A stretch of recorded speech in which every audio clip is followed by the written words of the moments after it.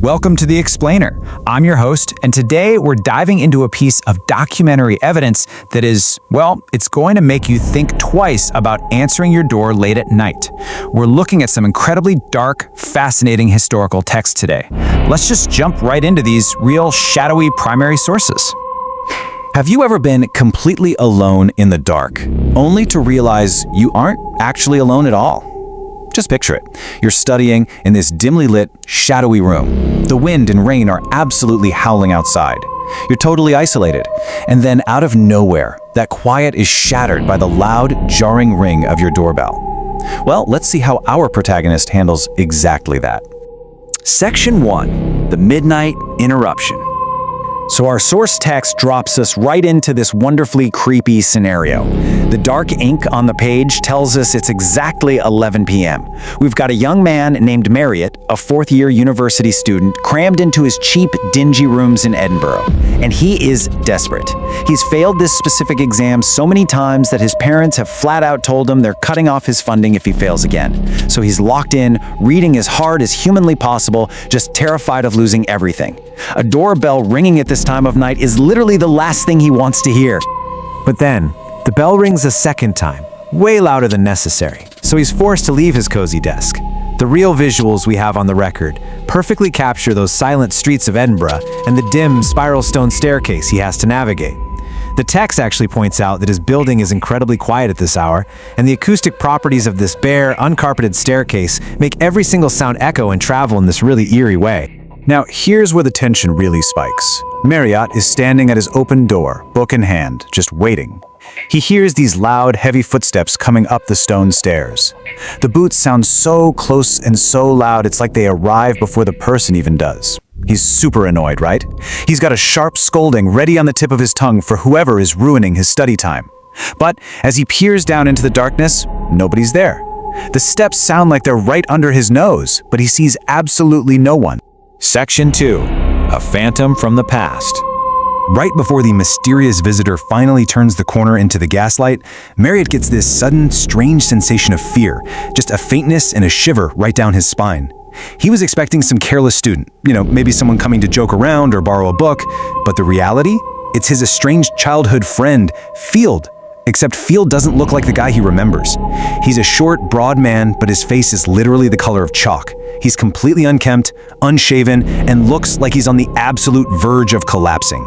Marriott's annoyance just instantly turns to pure shock. Okay, I want you to read this exact quote with me, because this sensory detail is where things get genuinely creepy. It says, although rain had been falling steadily all the evening, he appeared to have perfectly dry hair. Just think about the logic there. Field has supposedly been walking outside in a miserable, heavy Edinburgh rainstorm without a hat or an umbrella, yet he is bone dry. How is that physically possible? And the mystery only deepens. Marriott pours his exhausted friend a stiff glass of whiskey, and as he watches him down it in a single gulp, he notices dust and a literal cobweb on Field's dry shoulder. That proves Field hadn't just dodged the rain somehow, he had been hiding indoors. He was probably lurking in the dark, dusty corners of the building itself before he finally rang the bell. Section 3. The Bizarre Feast. Marriott pushes down his creeping dread to help his friend because he realizes Field is suffering from acute, desperate starvation. He scrounges up whatever cheap student food he can find, cold scones, stale oat cake, brown bread, and Field just attacks this dry food like a wild animal. He's stuffing it into his mouth, swallowing it rapidly with barely any chewing. But you know what the most unsettling part is? Field is so unbelievably exhausted that he actually falls asleep in his chair mid-bite. Marriott physically has to shake him awake just so he doesn't choke. After finishing this frantic meal, Field is just completely spent. He staggers into Marriott's tiny adjacent bedroom, doesn't even say thank you. He just leans heavily on Marriott's arm, drops onto the bed, and keeps all of his dirty clothes and wet, heavy boots right on. In less than a minute, he is entirely dead to the world. Section 4. The Long Night Watch.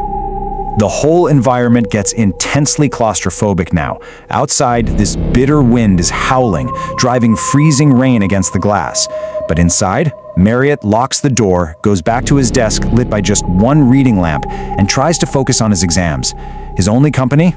the sound of Field's deep, long-drawn breathing echoing out of the pitch-black bedroom. It's this heavy, rhythmic sound filling the dark apartment while Marriott desperately tries to read his textbook. Let's track this terrifying night on a timeline. At 11:30 p.m., Field falls asleep. For hours, Marriott is studying in the dim light, listening to that constant breathing from the dark. But then, around 1:30 a.m., Marriott starts feeling this acute, totally unexplained pain in his own left arm. It's throbbing violently, and he has no idea how he could have heard it just sitting there. Finally, around 4 a.m., the storm dies down, the room turns gray with the morning light, and Marriott decides he's finally done studying. Section 5. The Impossible Disappearance. So, as that gray morning light creeps in, Marriott decides to tiptoe over and check on his friend so he can finally grab some sleep on the sofa. But as he looks toward the bed, he's forced to ask a terrifying, completely impossible question. Where had Field gone? You could almost feel the guy's mind breaking here. He peers cautiously around the door. He stares hard at the bed in the gray light, rubs his eyes, leans in further, and rubs them again. But it doesn't change a thing. The horrifying truth is staring right back at him. The room is completely empty. And yet the physical evidence that Field was there is unequivocally still on the bed. The impress of a heavy body is clearly visible on the mattress. There's a deep mark on the pillow where a head lay all night. You can see the indentations from his heavy boots at the foot of the bed. But the absolute most chilling part, plainer than ever, that continuous, loud sound of deep breathing is still coming directly from the empty sheets. Trembling, with his left arm still throbbing in pain, Marriott violently searches this tiny room. He rips the mattress off, pulls away the blankets one by one, checks the cupboards, but the room is locked from the inside. There is literally nowhere to hide. And the scariest detail? When he pulls the bed away from the wall, the sound of the breathing stays suspended exactly where it was in the air. It doesn't move with the bed. It belongs to an invisible phantom. We've looked at the documentary evidence of this terrifying night, and I want to leave you with a final thought to ponder. If that bed was entirely empty, who or what was breathing in the dark? Keep that in mind the next time you hear a strange, rhythmic noise coming from the dark corner of your room late at night. Thank you for joining me for this explainer. I really hope you enjoyed analyzing these fascinating, real images and dark sources as much as I did.